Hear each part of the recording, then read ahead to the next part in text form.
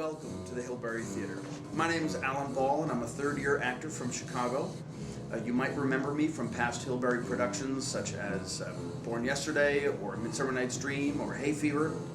For the past 3 years, I've been given the opportunity to grow as an artist because of help from generous patrons like you. And on behalf of the entire Hilberry Company, I want to thank you for being a part of our family because you understand what an important part theater plays in our community. So, on behalf of the entire Hilberry Company, I hope you enjoy the Cider House Rules. Well, I'm Lavinia Hart. I'm head of the MFA acting program.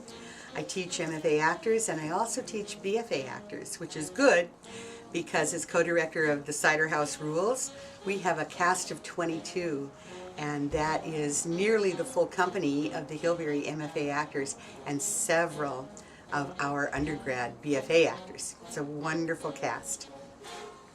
I'm working with someone that I respect very much as a director, and that's Blair Anderson. Blair and I have known each other for many years, even before I came to work at Wayne State University, and we have sort of kept track of each other's careers for a few decades, to say the least. The work with the actors in terms of rehearsal has been, I think, wonderful because of their dedication as an ensemble, their supportiveness of one another in everything that we've done in all of the scenes, and they've been very, very creative.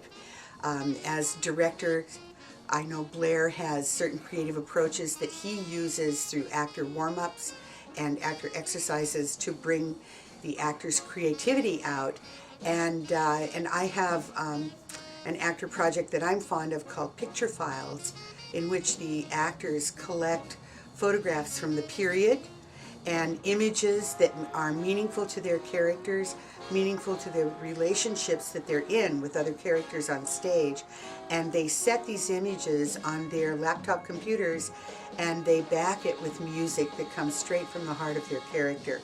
And we've learned so much about the inner workings of these characters, their inner monologues, their desires, their needs. And Blair and I have been able to extract from the picture files and put the essence of what the students have found into action on stage. So that's been a very creative process as a director. Now we're in the phase where we're collaborating with all the designers, and that's very creative as well.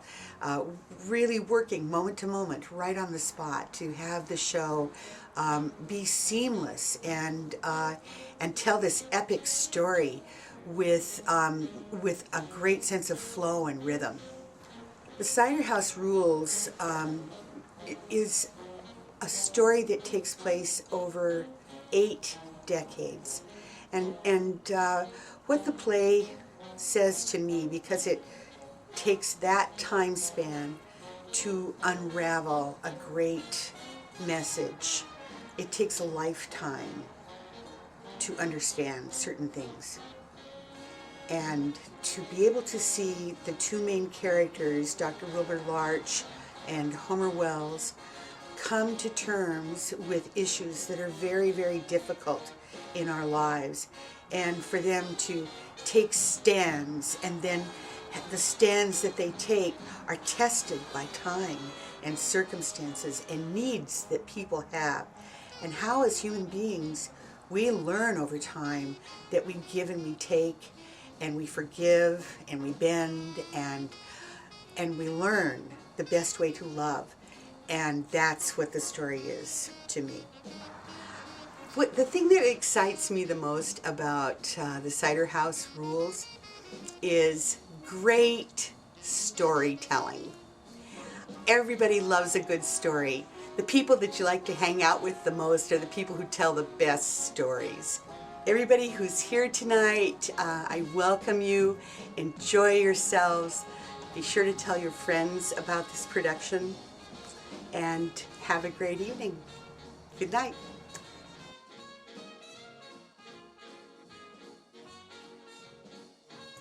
Hi, my name is Krista Kerner, and I'm a third-year costume designer at the Hilberry.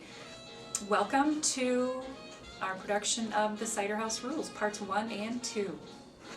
The design process started for me actually researching, since Cider House takes place beginning around 1880, or it goes back and forth in time from 1880 through 1950s. There was a lot of fun stuff to research, clothing worn in different time periods, behavior, and actually 1880s was even more fun because it's more prostitutes, which is always interesting. So, and then I did a lot of research on coastal Maine, which is something I wasn't familiar with, so that was really quite fascinating, what people wore and their lifestyles through coastal Maine. And then from the research process, I moved into drawing, and I drew a lot. There are 22 actors in the show, and each actor plays several characters except for, I believe, Chris Ellis, who only plays one, and then Homer, Andrew Papa, who only plays one character, but everybody else is playing several characters. It added up to a lot. I did over 90 renderings for Cider House. We built very little for the show, so there wasn't much involved in shopping for fabrics. We built only 2 1880 gowns and a couple of skirts and one nurse's dress, and that was all that we built. Everything else was pulled.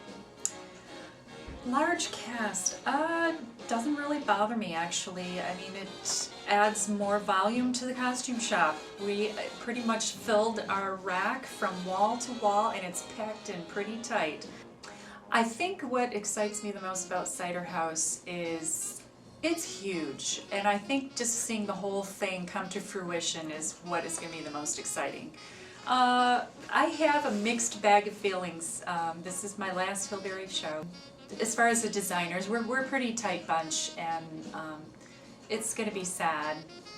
We collaborated quite well, I think, in the department, everybody together, and I don't know if that's reproducible outside. I guess that's something we're going to discover for ourselves, but it's like a little family, and that's what I'm going to miss the most, is seeing everybody on a daily basis and working with everybody, and everybody's so willing to work well together. So hopefully that will continue, and yeah, I'm going to be sad. Bye!